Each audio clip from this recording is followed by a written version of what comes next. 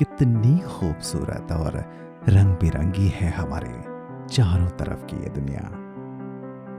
ये हंसते हुए लोग, मुस्कुराते हुए चेहरे, खेलते हुए बच्चे, ये हरे भरे पेड़ पौधे, फूल, बादल, नदियां और ये हवाएं। कुछ समय पहले हमारा जीवन भी हरा भरा होता था। न कोई डर था, न कोई रोग, न कोई बीमारी ही थी।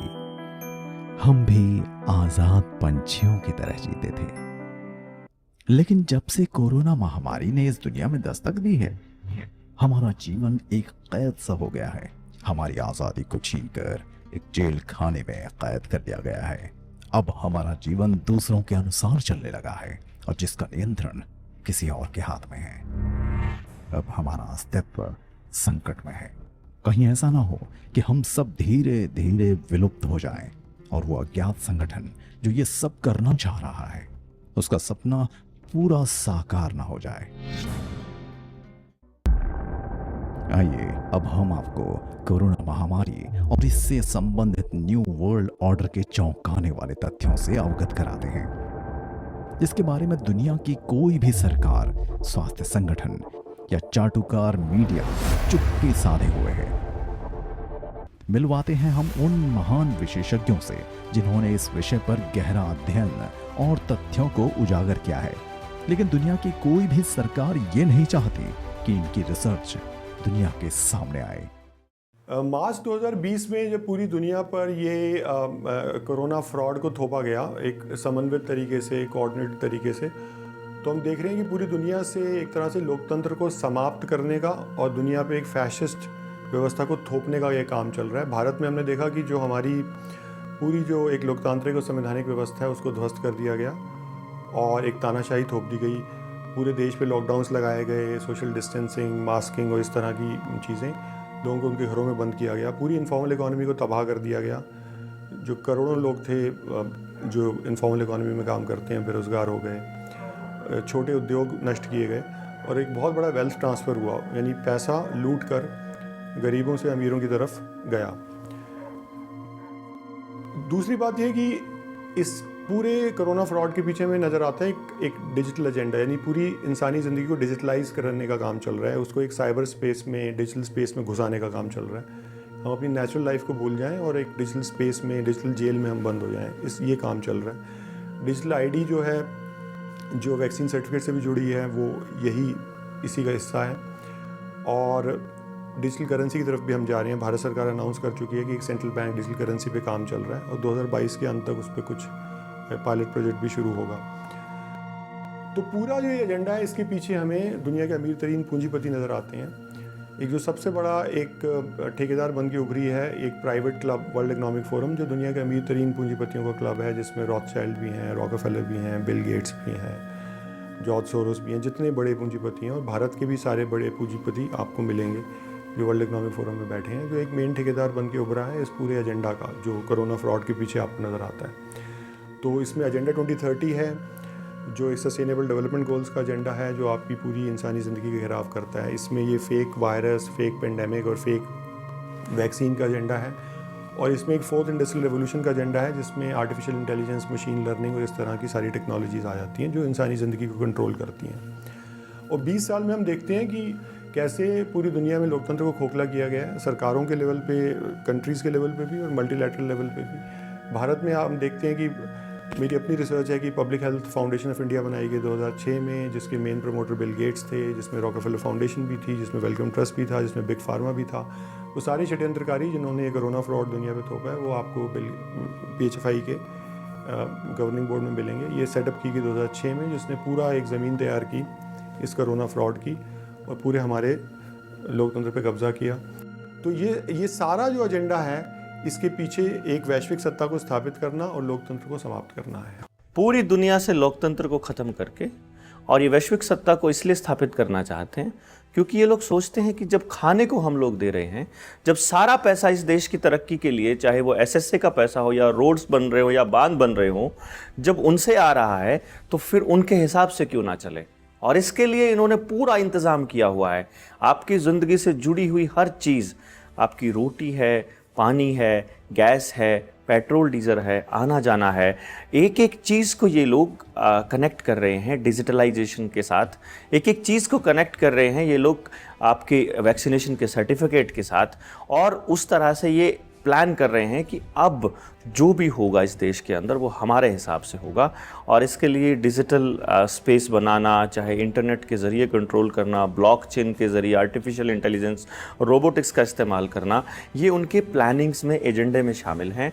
और आप अगर पूरी दुनिया का इतिहास देखेंगे, आज तक जितनी भी महामारियां हुई हैं वो सारी इंटरनेट के वायरस की तरह, शरीर का वायरस भी सिंथेसाइज किया जाता है लैब में, पहले लाया जाता है, फिर वैक्सीन के नाम पर पूरी दुनिया को लूटा जाता है। आज तक जितनी भी बीमारियां हुई हैं, वैक्सीनेशन हुई है, उसमें बीमारी से कम लोग मरे हैं और वैक्सीन से ज़्यादा लोग मरे हैं। जैसे कोरोना के केस में आप देखेंगे, WHO का आधिकारिक आंकड़ा कहता है कि 0.03% लोग मरने की एक संभावना है, लेकिन वैक्सीनेशन से मरने की संभावना ज़रूरत से ज़्यादा बढ़ गई है। यहाँ तक कि कोवैक्सीन में तो रिसर्च ये कहती है कि 28% तक लोगों के अंदर क्लॉटिंग की संभावनाएं हैं। मैं सबसे पहले समझना होगा, आपने बोला कि इतिहास में पहले भी बहुत सारी महामारियाँ आई हैं, हमें कैसे पता चला आज के युग में? फॉर एग्जांपल 1918 में इतिहास में हमने पढ़ा है H1N1 पैंडेमिक, जिसमें करीब 2-3 करोड़ लोग मारे गए थे, ऐसा कुछ हमने हिस्ट्री में पढ़ा। लेकिन 2018 में जब ये हो रहा था, उस वक्त हम में से कोई भी, जो लोग मुझे इस वक्त सुन रहे हैं, वो या आप या मैं, हम लोग नहीं थे, तो हमें कैसे पता चला कि भाई ऐसा कुछ हुआ था? हमने किताबों में पढ़ा, उसको देख के हमने मान लिया। ठीक इसी तरह से जो अभी हो रहा है ये भी किताबों में दर्ज हो जाएगा, और कुछ समय बाद, हो सकता है 100 साल बाद, इसी का रेफरेंस कोई देंगे एक दिन। हमारे आने वाले जनरेशन की 2020 में महामारी आई थी जिसमें करोड़ों लोग मारे गए थे, लॉकडाउन लगाना पड़ा था, वैक्सीन लगाया और फिर जाके सब कुछ खुला। ये इतिहास में ये दर्ज होगा, जबकि हमें पता ये सच नहीं है। जिस तरह से अभी जो दिख रहा है ये सच नहीं है, लेकिन इतिहास में ये झूठ ही दर्ज होने वाला है, और ये झूठ आने वाले जो लोग हैं, आने वाले जनरेशन, उनके लिए यही सच बन जाएगा। ठीक उसी तरह से अगर आप, मैंने बड़ा डीपली देखा है, 1918 में जो हुआ था वो भी पेंडेमिक नहीं था, वो भी वैसे ही फेक था जैसे अभी ये फेक है। तो पेंडेमिक ना तो कभी आई है ना तो कभी आती है, हाँ वो लाई जाती है और लोगों को मारा जाता है किसी न किसी बहाने से। और बहाना सिर्फ एक ही है जो मेजर है, कि भाई इस बहाने लोग डर के वैक्सीन लेंगे, इस डर के कई सारे और चीज़ें करेंगे जो कि सरकार या फार्मास्यूटिकल कंपनीज चाहती है। लगभग 300 साल पहले दुनिया में कुछ लोगों ने पैसे बनाने की ताकत अपने हाथ में ले ली, और जब ये बात हम देखते हैं कि पिछले 300 साल का इतिहास एक नए ही ढंग से रचा गया है। पिछले 300 साल में जब इन लोगों ने पैसे बनाने की ताकत अपने हाथ में ले ली, उसके बाद इन लोगों ने पूरी दुनिया की सरकारों को अपने नियंत्रण में कर लिया। अब जब हम देखते हैं कि दुनिया की सरकार एक बार इनके नियंत्रण में आ गई, तो जब भी कोई ये योजना बनाते हैं, किसी भी और लोगों को या दुनिया को उस ओर ले जाने की योजना बनाते हैं, तो इसकी तैयारी ये बहुत पहले कर लेते हैं। जैसे कि अब हम हाल के ही इस वायरस की बात करें, तो साल 2014 में ही मैंने बता दिया था कि ये लोग आने वाले 5 से 7 साल के अंदर एक ऐसा वायरस लॉन्च करेंगे। दुनिया की जनसंख्या कह रहे 700 करोड़ तो ज्यादा हो रहे हैं, एक तो हमारे काम के लिए बिना बात में, पर दुनिया पे संसाधनों को हमें भी जीना है, बहुत वेस्ट कर रहे हैं, ठीक है ना? इसलिए इसको घटाकर 50 से 100 करोड़ कर दिया जाए। इन्होंने एक वायरस बनाया है और ये करने वाले हैं अगले शायद 5 से 7 साल में, जिसके बाद पूरी दुनिया में लॉकडाउन लगाए जाएंगे, पूरी दुनिया के लोगों को गुलाम बनाया जाएगा, पूरी दुनिया की अर्थव्यवस्था को गिराया जाएगा और पूरी दुनिया को एक नई दिशा में धकेल दिया जाएगा, जिसका नाम ये न्यू वर्ल्ड ऑर्डर बोलते हैं। ये लोग इतने खतरनाक तरीके से अपना काम करते हैं कि पूरी दुनिया में इनका विरोध करने वाले लोग या तो होते नहीं हैं, या जो होते हैं तो उनको ये अपने रास्ते से हटा देते हैं। पूरी मीडिया, पूरी सरकारें सभी इनके नियंत्रण में हैं। इसलिए जब हम ये देखना चाहेंगे कि वायरस के पीछे की हकीकत क्या है, आखिरकार ये वायरस लाया कौन है, तो उसके लिए हमें सबसे पहले ये खोजना होगा कि पैसे बनाने की ताकत आज किसके हाथ में है। अधिकतर लोगों को लगता है कि पैसे बनाने की ताकत शायद सरकार के हाथ में है, लेकिन ऐसा नहीं है। सरकारें पैसा नहीं बनाती है, चाहे वो किसी भी देश की हो। सरकारें तो सिर्फ पैसा बनाने का एक दिखावा करती है। किसी भी देश का 95% से अधिक पैसा उस देश के प्राइवेट बैंकर बनाते हैं। एक तरह से आप ये सोचिए, जिसके पास पैसा बनाने की शक्ति है वो पूरी दुनिया को अपने नियंत्रण में लेने की शक्ति रखता है। और आज पूरी दुनिया इन कुछ लोगों के नियंत्रण में जा चुकी है। और जब हम बात करते हैं वायरस की, तो अगर ये सच्चाई हम जान के इस वायरस की सच्चाई को खोजने की कोशिश करेंगे तो हमें बड़े स्पष्ट रूप से ये नजर आने लगेगा कि दरअसल ये वायरस कोई वायरस नहीं है, ये अपने आप में एक षड्यंत्र है दुनिया को गुलाम बनाने के लिए। मैं पिछले 2.5-3 वर्षों से देश की जनता को बराबर बता रहा हूँ, उनको जागरूक कर रहा हूँ कि कोरोना कोई महामारी नहीं है। ये तो एक सिंपल फ्लू था जिसको महामारी की तरफ प्रोजेक्ट किया गया है। इसके पीछे एक गहरा अंतर्राष्ट्रीय आर्थिक राजनीतिक षड्यंत्र है। मीडिया में बनाए गए तमाम डर के माहौल के दौरान जब मैंने देखा कि ऑर्डिनेंस के जरिए खेती के 3 कानून लाए गए हैं, उनको पढ़ने के बाद मुझे एहसास हुआ कि ये खेल कहाँ से चल रहा है। और जब मैंने दुनिया में चल रही सारी चीज़ों को, उनके डॉट्स को मिला करके देखा तो पूरी तस्वीर सामने आई कि ये सारा डर का माहौल, ये सारी पिक्चराइजेशन और ये सारा का सारा जो षड्यंत्र है, ये केवल और केवल वैक्सीनेशन के लिए चल रहा है, माइंड कंट्रोल के लिए चल रहा है, या यूं कहिए कि जिंदगियों पे पूरी तरह से नियंत्रण के लिए चल रहा है। इसके लिए मैंने वर्ल्ड इकोनॉमिक फोरम के बनाने से लेकर के जो बीजों के ऊपर कंट्रोल है बिल गेट्स का, जिस तरह से पूरी दुनिया में सबसे ज़्यादा खेती का एक किसान बना हुआ है और सारी ज़मीनें इसके काबू में है, और जो पूरी दुनिया के जो तमाम घटनाक्रम थे वो इस तरफ इशारा कर रहे थे कि देश का प्रधानमंत्री, जिसको चाहिए तो ये कि वो पूरे देश के लोगों को ये समझाए कि तुम्हें डरने की ज़रूरत नहीं है, वो टेलीविज़न पर आकर के दहशत का माहौल लगातार बना रहा है। और ये पूरी दुनिया के डॉक्टर्स जानते हैं कि अगर आप घरों में कैद हैं और आप डरे हुए हैं तो आपकी इम्यूनिटी कमज़ोर होगी, अगर आप लगातार मास्क लगा के रखते हैं तो आपकी इम्यूनिटी लगातार कमज़ोर होगी। तो यहाँ से ये समझ में आया कि जब दिल्ली बॉर्डर के ऊपर लाखों किसान बैठे हुए हैं, वहां पर एक भी मौत नहीं हो रही है उस बीमारी से, जिस बीमारी के नाम पर बॉर्डर के उस पार अस्पतालों के बाहर लाशों की लाइनें लगी हुई हैं। तो ये एक तरह से साफ इंडिकेट कर रहा था कि ये कोई बीमारी नहीं थी, कोई महामारी नहीं थी, पूरी तरह से बनाया हुआ अंतरराष्ट्रीय षड्यंत्र था जिसको नाम महामारी का दिया गया। कुछ लोगों ने एक सवाल भी किया कि कोरोना महामारी लाके इन लोगों का क्या फायदा होगा। आप ये तो देख ही सकते हैं कि कोरोना महामारी के बाद जो वैक्सीन का एक धंधा है उसकी तो जांच आप कर ही सकते हैं, लेकिन साथ साथ में जब भी किसी देश में मंदी लानी होती है या पूरी दुनिया में मंदी लानी होती है तो इनको एक विशाल संकट चाहिए होता है, क्योंकि मंदी ये अपने आप नहीं ला सकते।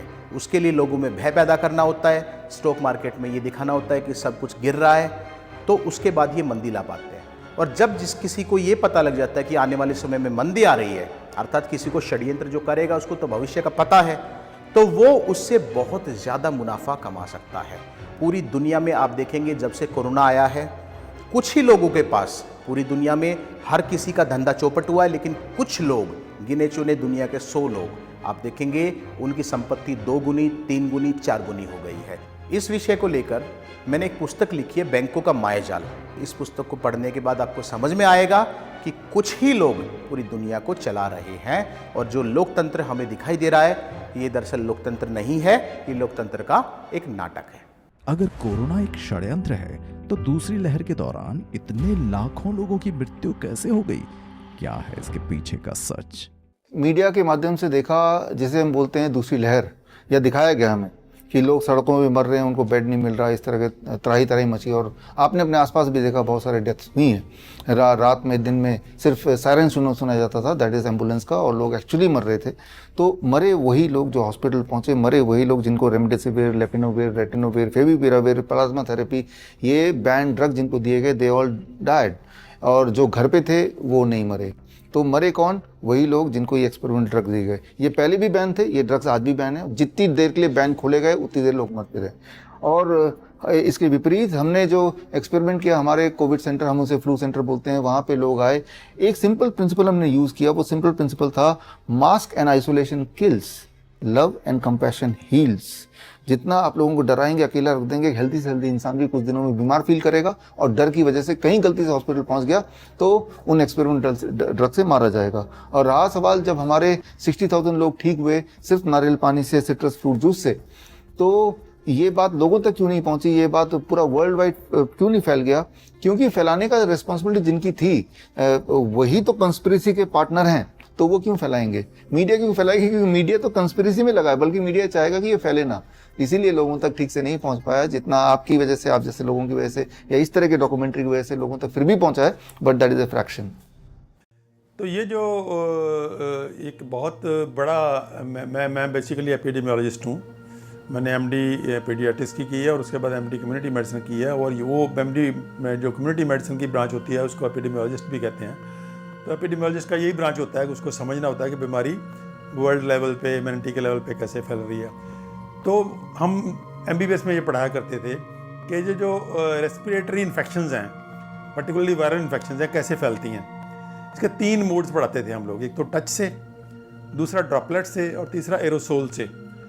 पहले इन लोगों ने टच वाली बात बहुत फैलाई, और उसमें आपका सैनिटाइज़र निकला कि लोगों ने कितने फ़नी बातें की कि नोटों को भी सैनिटाइज़ कर रहे हैं, सब्जियों को भी सैनिटाइज़ कर रहे हैं, डोर्स को भी कर रहे हैं, और कितना डर रहे हैं टच करने के। वो तो इन्होंने बाद में खुद ही मान लिया कि वो गलत था, और बाद में वो इन्होंने कह दिया कि टच से नहीं होती।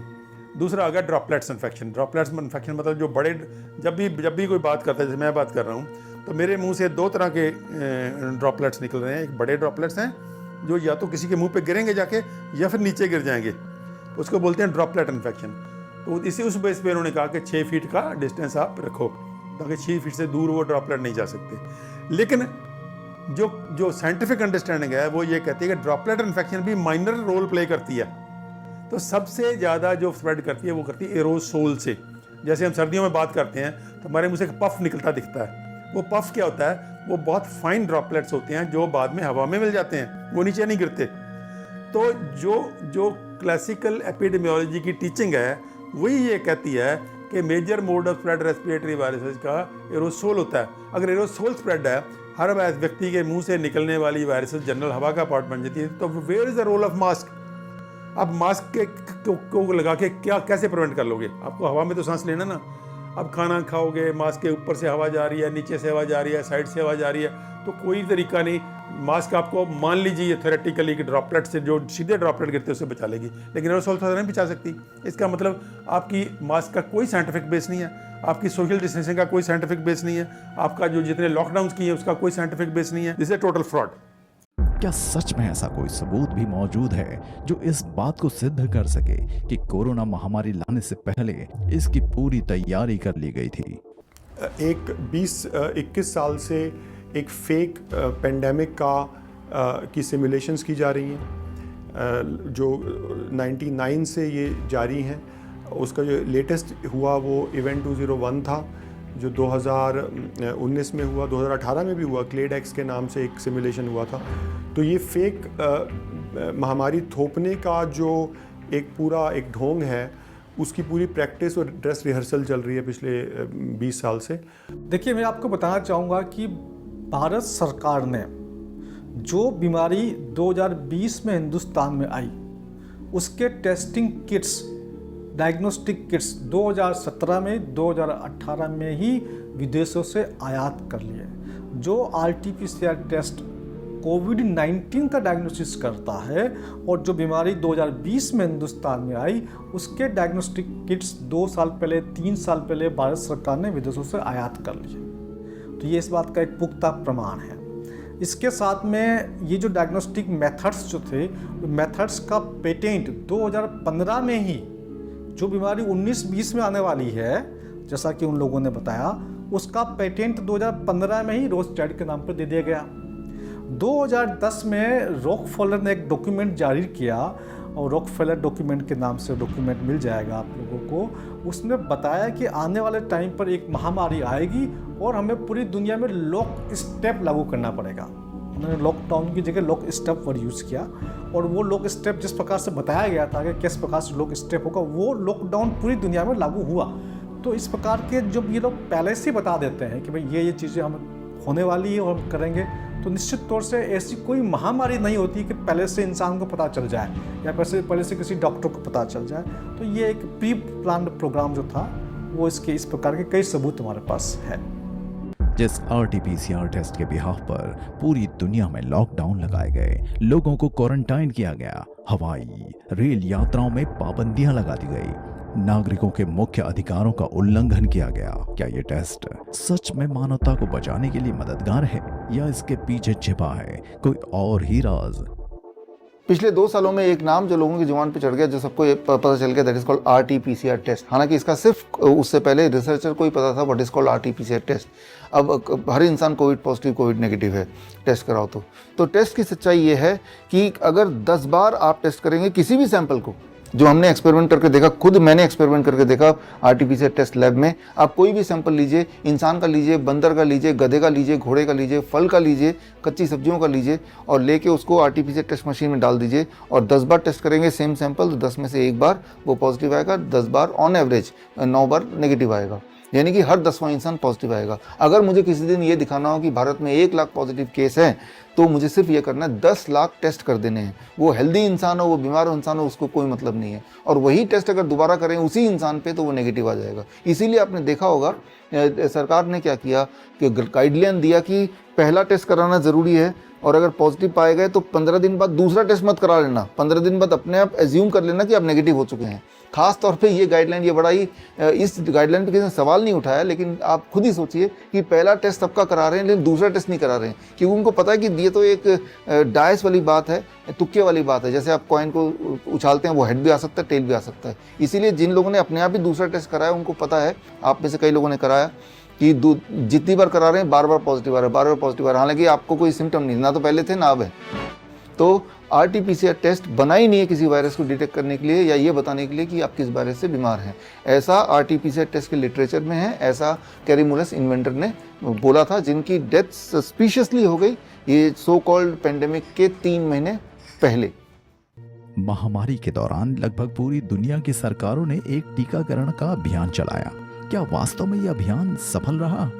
अभी most of the people are vaccinated, Covid vaccine की बात करें तो, जबकि 2020 में ही हमने बता दिया था कि ये जो लगाए जाएंगे, तब तो वे वैक्सीन बन रहे थे जिस तरह से वो बन रहे थे, जितनी, तो उसका बेसिक जो रीज़न बनाने का, दैट इज़ लोगों को मारना, जो अभी हो रहा है। जो भी लोग मुझे अभी देख रहे हैं, सुन रहे हैं, अगर वो अपने आसपास देखें ध्यान से, तो देखेंगे कि बहुत सारे लोग उनके जान पहचान में ही, जो खड़े खड़े बिना किसी कारण के, अपेरेंट रीज़न के, they died, which we call as cardiac arrest. तो कार्डियक अरेस्ट का रेट जितना अभी है, वो इंसानियत के पूरे हिस्ट्री, मेडिकल हिस्ट्री में कभी नहीं था। जितनी तेज़ी से इनफर्टिलिटी बढ़ रही है, जिन लोगों ने वैक्सीन लगाया, वो अपने आप से पूछें, वो उनके इरेक्टाइल डिस्फंक्शन, इनफर्टिलिटी, ये सारी समस्या आ रही हैं, जो वो चुपचाप सह रहे हैं, किसी को बता भी नहीं रहे।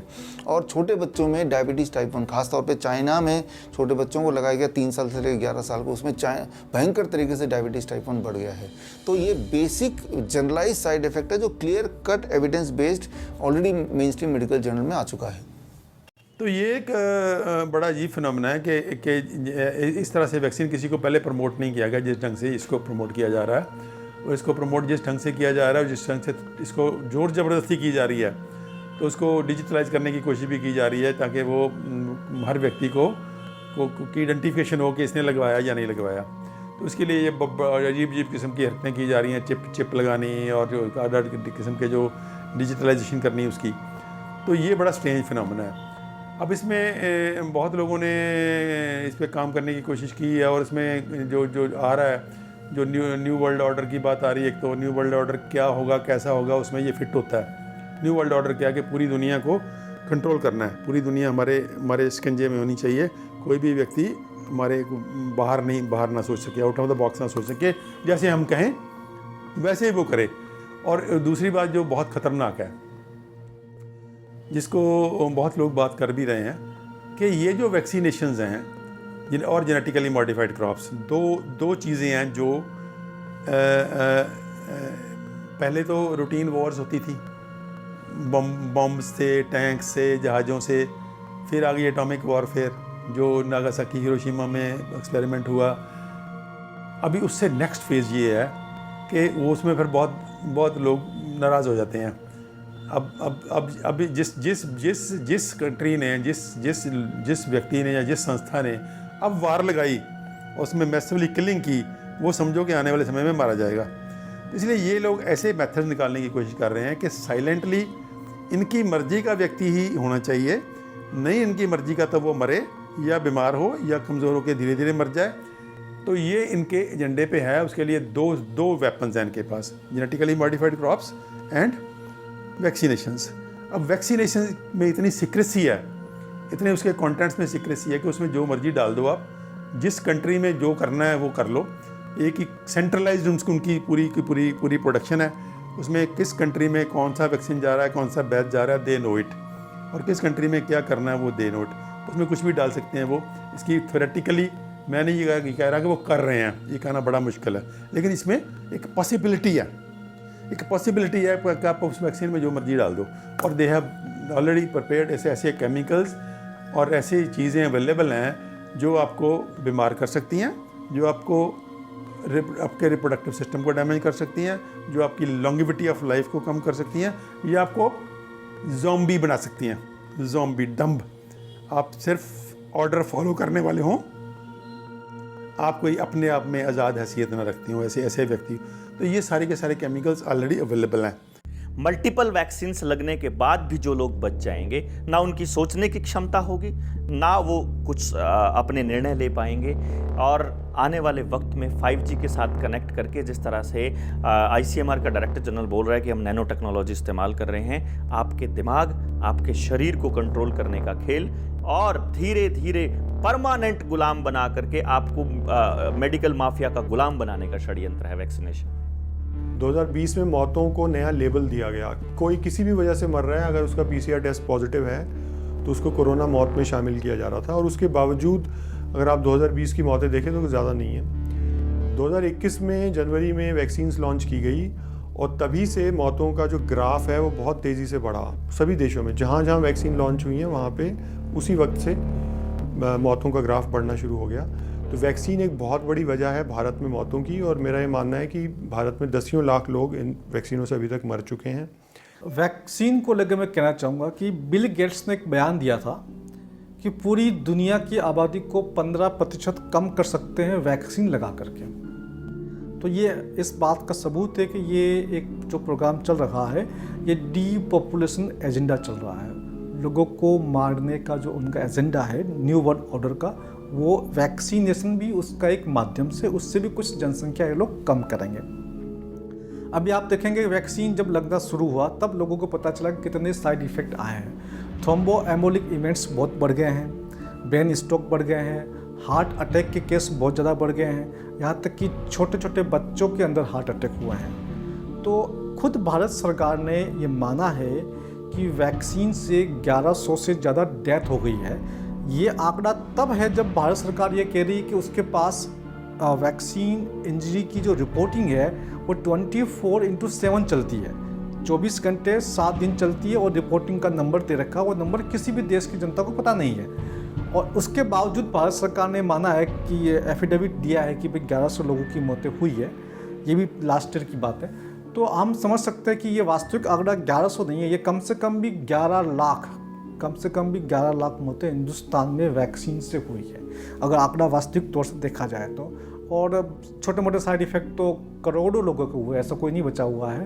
और 2030 तक दुनिया के जितनी भी सरकारें हैं उनको ध्वस्त कर दिया जाएगा और पूरी दुनिया का एक न्यू वर्ल्ड ऑर्डर, एक नई विश्व सरकार, एक नया विश्व आदेश लागू किया जाएगा।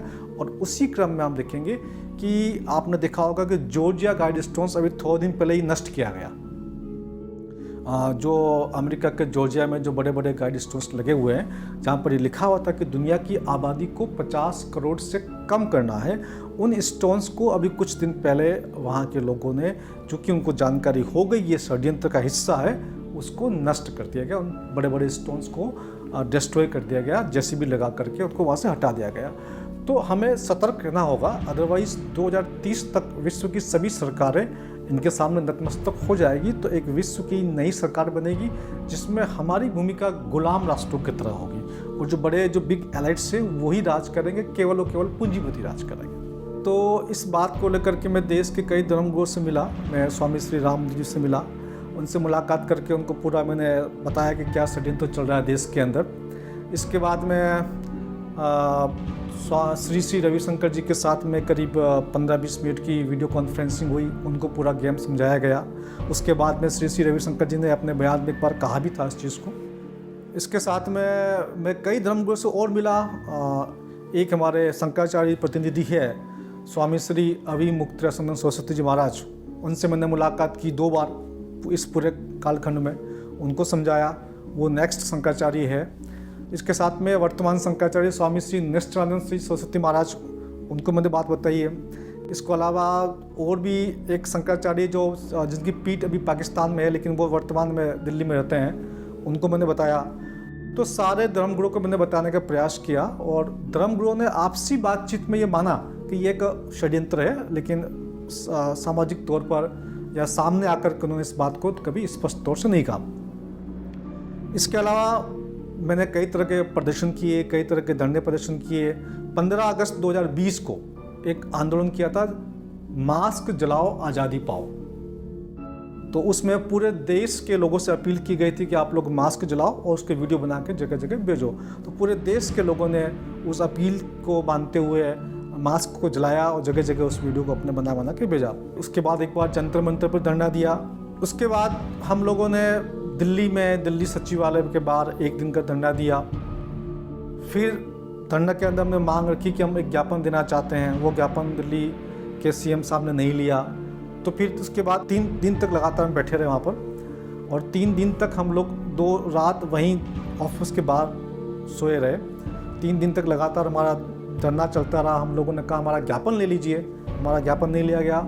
उसके बाद हम 12 मार्च को प्रधानमंत्री कार्यालय गए, वहाँ भी जाकर के धरना दिया। वहाँ हमारी सुनवाई नहीं हुई, हमको गिरफ्तार कर लिया गया। कमला नगर थाना में हमको लाया गया और वहाँ से हमको बाद में रात को 3 बजे के आसपास छोड़ा गया। फिर 23 मार्च को जंतर मंतर पे हमने दोबारा धरना दिया। वहाँ से प्रधानमंत्री कार्यालय को हमने ज्ञापन दिया। इतना सब कुछ करने के बावजूद भी कहीं से भी किसी भी सरकार ने, किसी केंद्र सरकार ने, किसी स्टेट गवर्नमेंट ने किसी भी चीज़ का हमारा कोई रिप्लाई नहीं दिया, कोई जवाब नहीं दिया। तो ये चीज़ें अपने आप में बताती है कि ये एक बहुत बड़ा षड्यंत्र है। जो देश का मीडिया है उनको हमने कई बार ईमेल किया। मैंने जैसा बताया 450 ईमेल किए, तो मैंने मीडिया को भी कई ईमेल किए। हमने अपने जो जान पहचान के लोगों से फ़ोन भी करवाए, लेकिन किसी भी मीडिया वाले ने एक भी ईमेल का जवाब नहीं दिया और न ही हमारे फ़ोन को रिसीव किया और न ही हम लोगों को अपनी बात कहने के लिए बुलाया। तो ये बात बड़ा ही स्पष्ट है कि मीडिया इसके अंदर पूरी तरह से बिका हुआ है। जब इस प्रकार का कोई ये लोग षड्यंत्र करते हैं तो सबसे पहले मीडिया को अपने हाथ में लेते हैं। मीडिया को जब इतना पैसा दे दिया जाता है कि मीडिया फिर वही बात करता है। और आज की तारीख में पेड न्यूज़ जो है वो मीडिया ये कहती है कि पेड न्यूज़ जो है वो इलीगल नहीं है। पेड न्यूज़ को भारत सरकार ने लीगल बना रखा है। कोई इंसान पैसा दे करके अपनी न्यूज़ दे सकता है। तो ये तो पेड न्यूज़ थी और मीडिया को इसके लिए पेड किया गया है। अगर हम जांच करें, मीडिया के खातों की जांच करें, तो किस किस कंपनी ने कितना पैसा दिया सब कुछ सामने आ जाएगा। तो मैं तो मांग करता हूं कि भारत सरकार से या एक अंतर्राष्ट्रीय एजेंसी से या जो इस षड्यंत्र को समझ पा रहे हैं कि वो जांच करे तमाम मीडिया एजेंसी का, तो आप देखेंगे कि मीडिया को बहुत ज़्यादा पेमेंट किया गया है। अगले 10-20 सालों के लिए उनको पेमेंट की जरूरत भी नहीं पड़ेगी। मीडिया में आपको ये पूरा जो फ्रॉड है ये इसमें कहीं पर भी आपको सच्चाई नहीं दिखाई जा रही, क्योंकि मीडिया जो है हमारा कॉर्पोरेट मीडिया पूरी तरह से पूरी दुनिया में उसको एक तरह से ख़रीदा गया है। और कॉर्पोरेट मीडिया ही है जिसने मार्च 2020 में इस पूरे डर को फैलाया पूरी दुनिया में कि दुनिया में कोई वैश्विक महामारी आ गई है जिसमें करोड़ों लोग मर जाएंगे।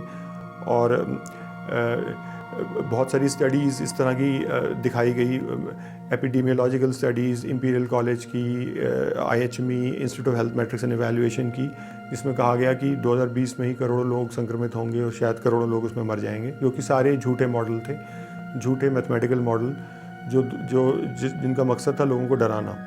और मीडिया ने ये सब काम किया लोगों को डराने का, और ताकि ये सारे जो मेजर्स थे कोरोना से लड़ने के, लॉकडाउन्स और सारे तानाशाही लॉकडाउन्स और मास्क और सोशल डिस्टेंसिंग, ये सब चीज़ों को लोगों पे थोपा जा सके। दूसरी तरफ जो विपक्ष है, विपक्ष भी चुप रहा। विपक्ष के लोगों को भी हमने इन्फॉर्म किया, उनको बताया कि भाई ये देखिए क्या चल रहा है देश के अंदर। विपक्ष की सरकारों ने भी सरकार का साथ दिया। या तो विपक्ष की सरकार डर गई कि भाई हमारी जो स्टेट गवर्नमेंट है उनको बर्खास्त कर दिया जाएगा, या जो विपक्ष की सरकार है उनको भी आगे से फंडिंग मिलती है। जो बिल गेट्स वगैरह जो होते हैं, बड़े बिग एलाइट्स हैं, इनकी डायरेक्ट फंडिंग जो होती है स्टेट गवर्नमेंट को होती है, इनकी पॉलिटिकल पार्टी को होती है।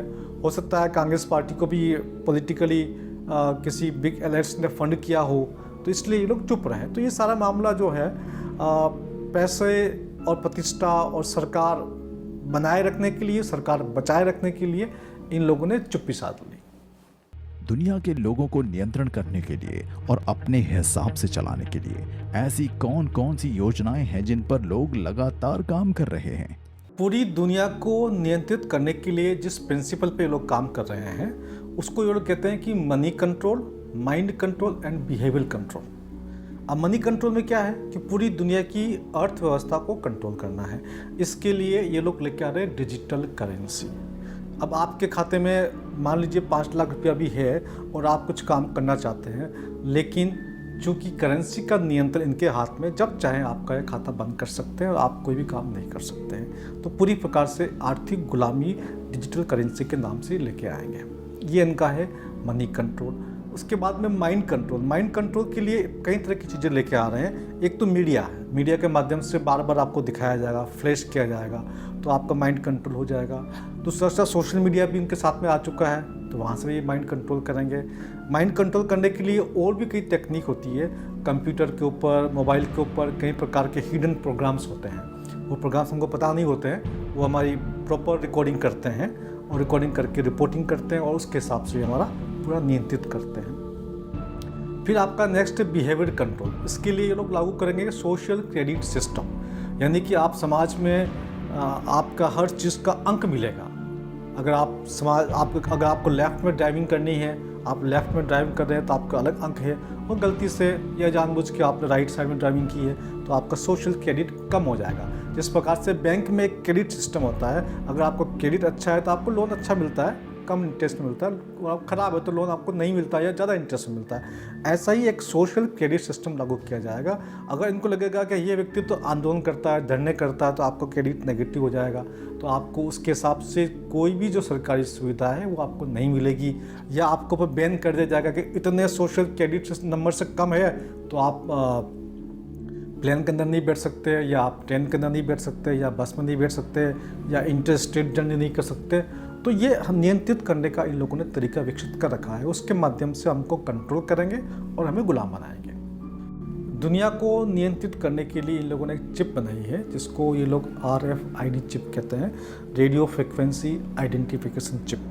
पहले तो ये जानवरों में इसका प्रयोग किया गया और अब ये इंसानों में लगाई जा रही है, और इसका एडवांस जो फॉर्म आया हुआ है क्वांटम चिप, वो आपके शरीर पर लगाई जाएगी किसी हिस्से पर, या हो सकता है आपके माथे पर लगा दी जाए या आपके हाथ में लगाई जाए। उसके बाद सब कुछ डेटा आपका वहीं से कंट्रोल होगा। यानी कि आपको बैंक में जाना है तो बैंक में जाने की ज़रूरत नहीं है, किसी दुकान पे गए, वहाँ आपने अपना RFID चिप दिखाया और आपका पेमेंट हो गया। तो पेमेंट जो पूरा जो सिस्टम है वो डिजिटल तरीके से किया जाएगा। किसी भी ऑफिस में आपको जाना है तो आपका आई कार्ड दिखाने की ज़रूरत नहीं है, आपने वो चिप उस मशीन को दिखाया और आपकी एंट्री हो जाएगी। उस चिप में सब कुछ आपका डेटा होगा, पूरा डेटा कंट्रोल इस चिप के माध्यम से होगा। आपकी एक एक जानकारी उस चिप के अंदर होगी, तो उसके माध्यम से आप दुनिया में कहीं भी जा नहीं सकते, उनकी नज़रों से बच नहीं सकते। आप कहीं भी जाएंगे वो आपकी RFID चिप आपके पीछे पीछे चलती रहेगी। पूरी दुनिया में एक वैश्विक सत्ता स्थापित करने का जो खेल है ये बहुत पुराना है, और इसमें दो एजेंडाज हैं जो हथियार की तरह इस्तेमाल किए जा रहे हैं। एक तो क्लाइमेट चेंज का एजेंडा है जो हम देख रहे हैं कि 70s से खासकर चला आ रहा है, जो एक पुराना एजेंडा है और जिसकी शक्ल अब हम देख रहे हैं एजेंडा 2030 की फॉर्म में। और दूसरा जो है वो है पब्लिक हेल्थ का। पब्लिक हेल्थ का जो एजेंडा है उसको, वो भी एक पुराना एजेंडा है, लेकिन उसमें हम देख रहे हैं कि 20 साल से ये एक षड्यंत्र चल रहा है दुनिया में एक वैश्विक महामारी थोपने का। और दोनों के पीछे जो कॉमन चीज़ है वो ये है, क्लाइमेट चेंज और पब्लिक हेल्थ में कॉमन चीज़ ये है कि दोनों को एक वैश्विक प्रॉब्लम के रूप में दुनिया पे थोपा जा रहा है, ताकि उस वैश्विक प्रॉब्लम से लड़ने के लिए कोई वैश्विक सत्ता स्थापित की जा सके। यानी जो न्यू वर्ल्ड जो वन वर्ल्ड गवर्नमेंट का उनका एजेंडा है। रोबोटिक्स और एआई बहुत ज़्यादा एडवांस हो चुके हैं। इस बारे में दुनिया का एक प्रसिद्ध हिस्टोरियन है युवाल नोह हरारी। वो ये कहता है कि दुनिया को सबसे पहले लोग खेती करते थे, तो एग्रीकल्चर में तो पूरा का पूरा समाज खेती करता था।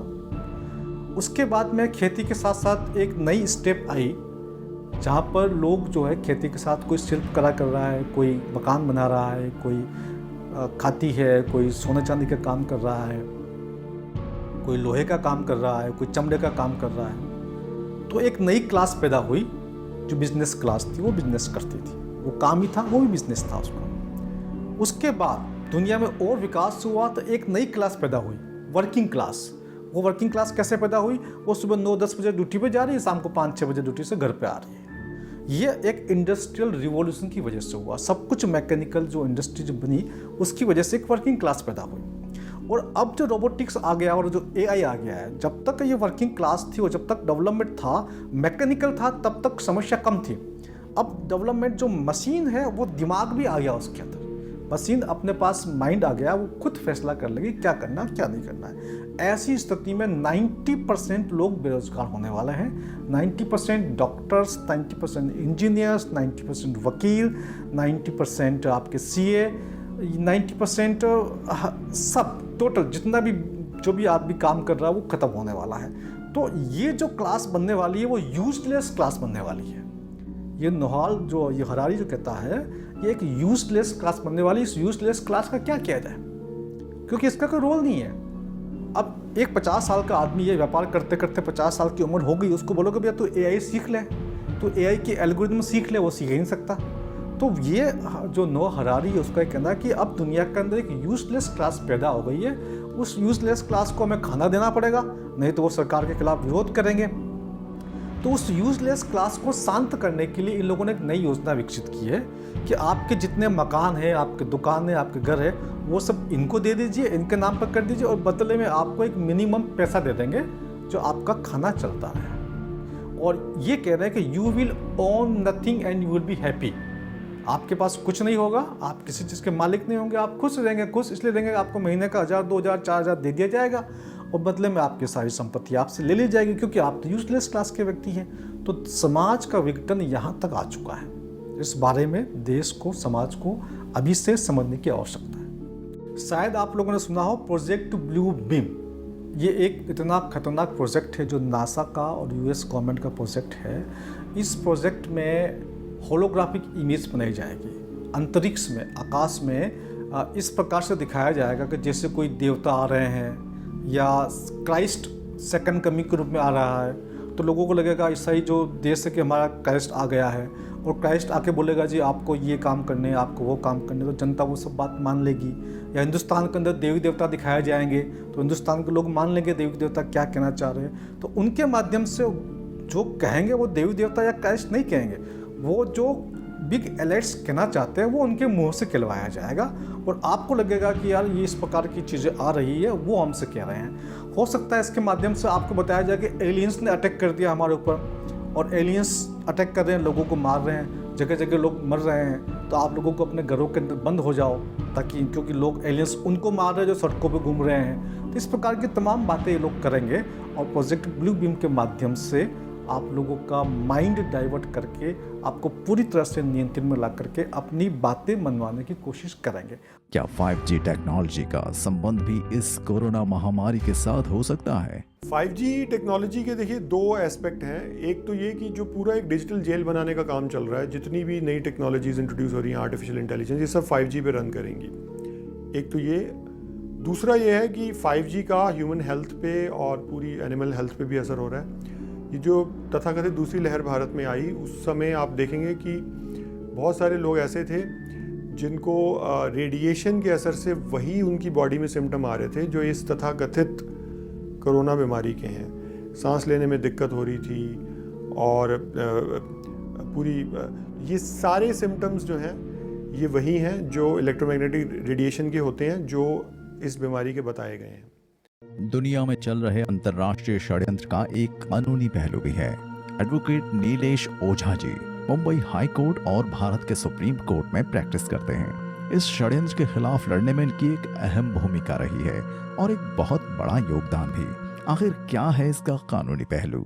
देखिए, हमारे पास में जो अभी तक जानकारी आई है, कंप्लेंट्स आई है, तो वैक्सीन लेने के बाद में डेथ हुई है, किसका हार्ट अटैक से हुई है, किसका ब्लड क्लॉटिंग से हुआ है। इसे ये 2 केस तो हमने सरकार पर कि एक में 1000 करोड़ और एक में 100 करोड़ रुपए का इंटरिम कॉम्पेंसेशन का हमने रीट फाइल किया है। खुद डॉक्टर स्नेहल लूनावत जो उससे डेथ हुई है। ऐसे ही मैक्सिमम अभी कई केसेस ऐसे सामने आ रहे हैं कि मायोकार्डाइटिस, हार्ट अटैक हो रहा है। सरकार ने भी माना है कि वैक्सीन का साइड इफेक्ट मायोकार्डाइटिस है। कुछ लोगों को पैरालिसिस हो गया है, कुछ लोगों को सुनना उनका कम हो गया है, कुछ लोगों की आंखें चली गई है। तो ऐसे ऑल टाइप के साइड इफेक्ट्स इसमें वैक्सीन की वजह से आ रहे हैं। मानवता के खिलाफ का एक्चुअली ये सही में बहुत बड़ा षड्यंत्र है। ये मास मर्डर का केस है, ये जीनोसाइड का केस है। इन्होंने प्लान के तहत नॉट ओनली पब्लिक के इन्होंने मर्डर्स किए हैं, वैक्सीन मर्डर्स, बल्कि कई लोगों को आजीवन इन्होंने अपंग कर दिया है, कई लोगों की लाइफ इन्होंने बर्बाद कर दी है। तो ये तो सबसे बड़ा गुनाह है। और इसमें सिर्फ इंडिया में नहीं, विदेशों में कई ऐसे एडवोकेट्स, कई एक्टिविस्ट, कई डॉक्टर्स सामने आए हैं। उन्होंने अपने अपने देश में अपनी अपनी कानूनी लड़ाई लड़ी है। देखिए, जो ये मास्क मैंडेट हो या वैक्सीन मैंडेट हो, तो इसमें जो सरकार ने लोगों के फंडामेंटल राइट का वायोलेशन किया था, उस बारे में हमने मुंबई उच्च न्यायालय में एक रीट फाइल किया था। और एक जैकब पुलेल जी थे, उन्होंने सुप्रीम कोर्ट में रीट फाइल किया था। अवेकन इंडिया मूवमेंट ने मुंबई में फाइल किया था। तो अभी सिंपल चीज़ है, मास्क का जो विषय है, जैसा दिल्ली में हो रहा है कि मास्क ना पहनो तो 500-2000 रुपये फाइन वगैरह। डिजास्टर मैनेजमेंट एक्ट में ऐसा कोई प्रोविज़न नहीं है। ये जो ना इनको मास्क लेने का अधिकार है, मास्क ना पहनने पर FIR रजिस्टर करने का भी इनको अधिकार नहीं है। ये जो काम किए गए, चाहे यहाँ की पुलिस हो या फिर यहाँ का सिविल डिफेंस के नाम पे जो प्राइवेट लोगों ने वसूले हैं, जो मास्क का फाइन, ये एक्सटॉर्शन है। इनको 383, 385 के सेक्शन के तहत और भी अदर IPC के सेक्शन के तहत इनके ऊपर कार्रवाई होगी। यहाँ तक कि तुम्हारे दिल्ली के मुख्यमंत्री पर भी कार्रवाई होगी, और उसके हमारे अभी तैयारी चल रहा है। इसमें आप कॉम्पेंसेशन की भी हकदार है, और कंसर्न जो भी सरकारी अधिकारी है वो सब सज़ा के हकदार है। उनको जिस तरह से आपको तकलीफ होगी, उस तरह से 3 साल से लेकर 7 साल से लेकर तो लाइफ इम्प्रिजनमेंट की सज़ा के प्रावधान है। वैश्विक षड्यंत्र को नाकाम करने का क्या हो सकता है समाधान? पूरे देश के अंदर गाँव को 100% रोजगार आधारित शिक्षा देने के लिए जब मैं 2016 से काम कर रहा था, तो मेरे लिए आसान हो गया लोगों के बीच जाकर के बात बताना, क्योंकि वो लोग पहले से मुझ पर भरोसा भी करते थे। जब उन्होंने पूरी चीज़ों को समझना शुरू किया तो वाकई में इस बात की सच्चाई उनको पता लगी लोगों को कि हाँ, देवेंद्र जो कह रहा है वो सही कह रहा है, और वो साथ आना शुरू हुए। इस साथ आने के क्रम में जनता सरकार मोर्चा ने इतना बड़ा रूप धारण कर लिया कि उन्होंने अपने इस वैक्सीनेशन के और मास्क के प्रतिबंध को तोड़ना स्टार्ट किया, और हमने ऐलान किया कि अब हम कुछ भी नहीं मानेंगे, आपकी कोई प्रतिबंध को नहीं मानेंगे। और आप देखेंगे कि हरियाणा पूरी तरह से वैक्सीनेशन से मुक्त हो चुका है। डॉक्टर्स गांव में घर घर दस्तक के दौरान आते हैं, खाली बैठकर चले जाते हैं, एक सिंगल भी वैक्सीनेशन नहीं होता है, कोई सर्टिफिकेट नहीं मांगा जाता और कोई आदमी मास्क नहीं लगाता, और 0 चालान है मास्क का। अगर पूरी दुनिया या पूरा भारत अगर इससे बचना चाहता है तो इसका एक ही समाधान है, सनातन व्यवस्था। सनातन व्यवस्था का मतलब ये है कि यदि आप सरकारों के ऊपर निर्भर ना रहें, यदि आप पैसे के ऊपर निर्भर ना रहें, यदि आप इज्जत और बेइज्जती को पैसों से ना जोड़ करके देखें और समाज व्यवस्था बनाए कि अपने बच्चों को किस तरह, कहां पर स्थापित करना है, कैसी शिक्षा देनी है, ये बात समाज तय करे। अपनी न्याय व्यवस्था को समाज बनाए। अगर समाज इस बात को निर्धारण कर ले कि सरकारों पर निर्भर नहीं रहना है, अपना पानी, अपनी बिजली, अपना साधन, अपना ट्रांसपोर्ट और अपना खाना, अपने बीज पूरी तरह सुरक्षित रख ले, न्याय व्यवस्था को सुनिश्चित कर ले, तो आप ये समझिएगा कि सरकारों पर डिपेंडेंसी खत्म हो जाएगी। अगर आज आप बचना चाहते हैं इस षड्यंत्र से, तो एक ही रास्ता है, सरकार की योजनाओं का संपूर्ण बहिष्कार, असहयोग आंदोलन। आज करेंसी के ऊपर डिपेंडेंसी खत्म, CCTV कैमरा का पूरी तरह से विरोध, रेडिएशंस का पूरी तरह से विरोध, और वैक्सीनेशन का तो आपको ये समझना पड़ेगा कि ये वैक्सीनेशन आपकी जिंदगी को बर्बाद करने का सबसे बड़ा टूल है। देखिए अभी जो स्थिति है, इस स्थिति में अगर देश को बचाना है तो देश के युवा या ऐसे लोग जो सच को सामने ला सके, जनता की आंखें खोल सके, ऐसे लोगों की ज़रूरत है।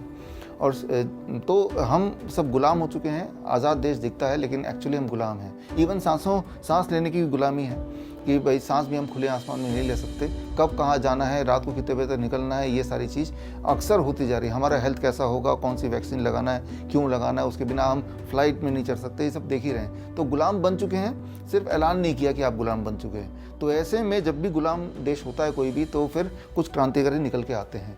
तो वो क्रांतिकारी लोगों का एक समागम है कि हम एक क्रांति लाना चाहते हैं, दोबारा देश को, देशवासियों को आज़ाद करना चाहते हैं। चक्रव्यूह से बाहर निकलने का एकदम सिंपल सॉल्यूशन है, आप यूनाइटेडली लड़ो। अकेले अकेले रहोगे जैसे तो काट दिए जाओगे, अगर इकट्ठा रहोगे तो आप उनको हराने में सक्षम रहोगे। आप awaken India movement, Indian bar association, भारतीय नवनिर्माण अभियान या फिर डॉक्टर विश्वरूप राय चौधरी का वेबसाइट, ये सब जगह जाकर आप उसको विजिट कीजिए। जिस संगठन से जुड़ सकते हैं उससे जुड़ जाइए और एक साथ आकर इस लड़ाई को आगे बढ़ाइए ताकि सामने वाला आपके आगे टिक ना सके। अकेले अकेले लड़ोगे तो आप उनके आगे नहीं टिक पाओगे। इस खतरनाक वैश्विक षड्यंत्र को नाकाम करने के लिए हमें एक एक व्यक्ति को जागरूक करना होगा।